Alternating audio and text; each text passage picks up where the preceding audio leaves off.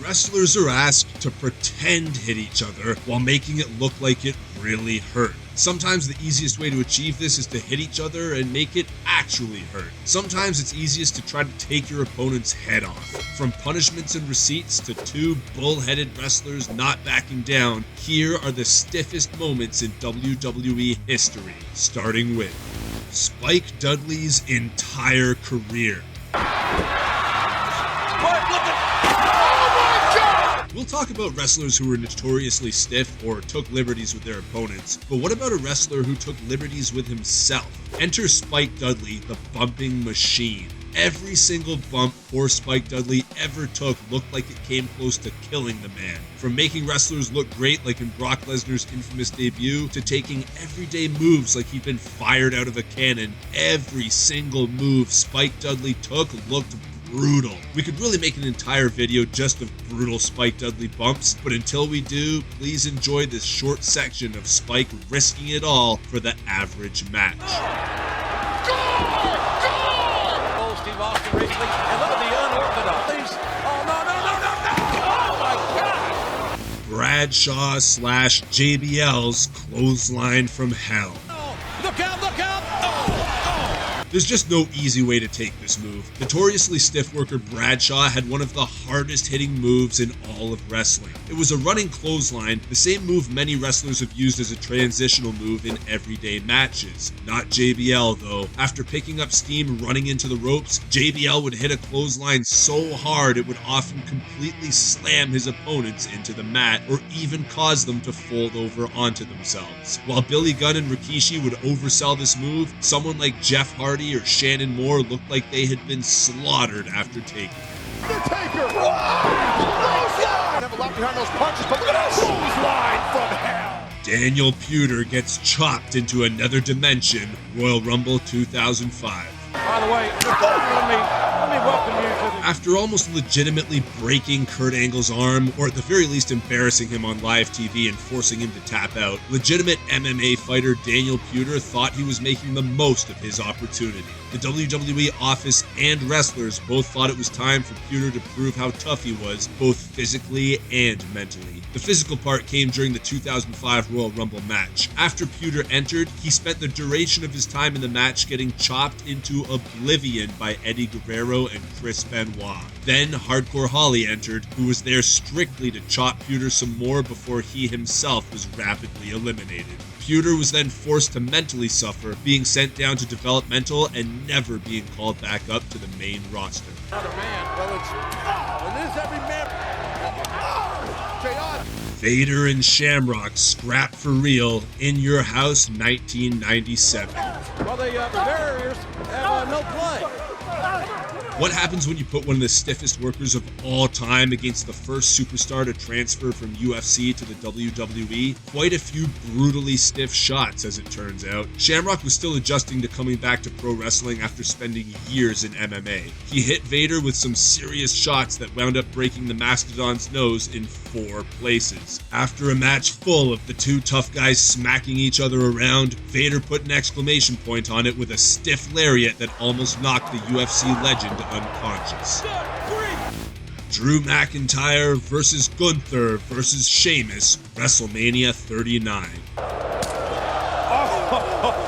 Wow! None of these 3 big, meaty men will ever be able to compete with the likes of Ricochet, Rey Mysterio, or AJ Styles when it comes to high-flying acrobatics.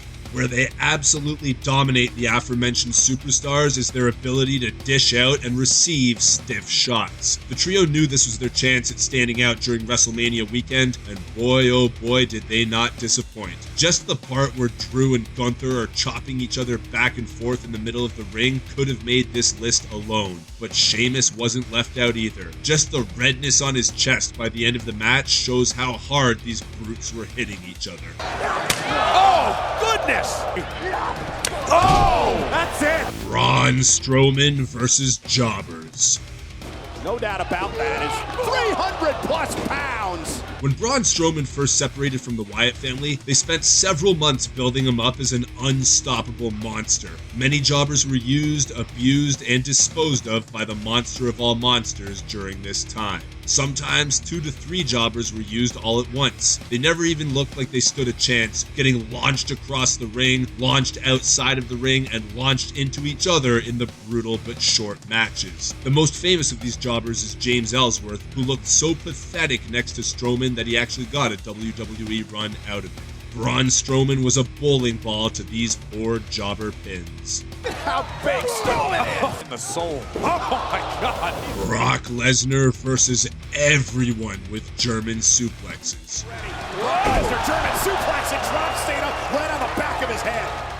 When Brock Lesnar made his long-awaited return to WWE in 2012, his appearances were few and far between. After a few years, he was seen much more frequently, and what also increased were the amount of German suplexes he dished out. The difference between Brock's Germans and the German suplexes of former star Chris Benoit is you can see Benoit would hold on to his opponent and guide them safely to land on the flat of their back. Brock takes a different approach. He grabs his opponents and tries to throw them as far away from himself as he can. This always looks brutal, always looks risky, and even led to Alberto Del Rio breaking a rib back at the Royal Rumble 2016. Rather than land safely on their back, there are many instances of their opponent landing directly on their head and their neck. Oh no! Oh, it's scooped up! Oh my God! Farouk's Spinebuster. We saw it on the Shotgun Saturday night. We featured one member of the APA earlier in this video. Now it's time to talk about the other. Farouk had a reputation as being one of the toughest men in his generation of wrestlers. A real-life athlete that was known not to put up with nonsense, Farouk's signature spinebuster was brutal for all the right reasons. He got height lifting his opponent up, and there was always an element of throwing caution to the wind. It was as if executing the move safely wasn't nearly as important as smashing his opponent through the ring. Shout out to his finishing move, the Dominator, which also threw caution to the wind. And let's never forget the stiff clothesline he gave to Chuck Palumbo in 2001 after Chuck smacked the back of his head. This is not a man to be messed with, and his spinebuster proved that every week. The place right away. Hardcore Holly's entire life. I want to see you fire up out there. In a locker room of late 1990s alpha males, you don't earn the nickname Hardcore without living and breathing it. Perennial mid-carder Bob Holly became Hardcore Holly in 1999 when he started pursuing Al Snow's Hardcore title. But for Holly, it was more than a gimmick. Known for being a backstage bully and a general grump, Holly was the guy that Vince would put in the ring with new wrestlers to see if they could take it. As seen in the Daniel Puder section, he chopped his opponents' chests off. This was commonplace in most Bob Holly matches. Also, his finisher, the Alabama Slam, is about as brutal as they get, just smashing his opponents into the ring. And let's not forget his on-screen beating of Matt Cappotelli that left poor Matt with a bruised and swollen face. 1990s Steiner Brothers. Keep your eye on the bouncing ball! Oh!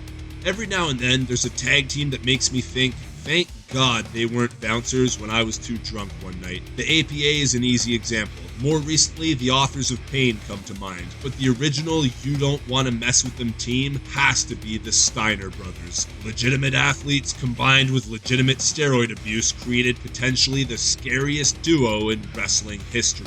Every move they connected with looked like it ended their opponents' lives, and this wasn't specific to their WWF days either. Just take a look at Rick Steiner hitting a jobber named Marlowe with a German suplex. It puts Brock Lesnar to shame.